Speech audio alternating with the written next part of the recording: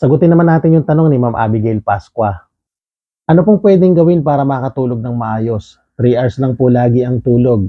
Bumaba na po ang hemoglobin ko. Maraming dialysis patient ang nakakaranas ng hirap sa pagtulog. Isa sa mga posibleng dahilan ay ang mababang hemoglobin o anemia.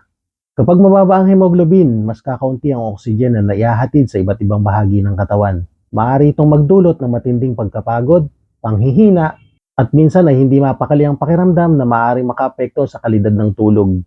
Pero hindi lang ito ang dahilan. Maaari ring makaapekto ang pangangati ng balat dahil sa kidney disease, restless leg syndrome, pananakit ng katawan, stress o anxiety at maging ang sobrang tulog sa maghapon.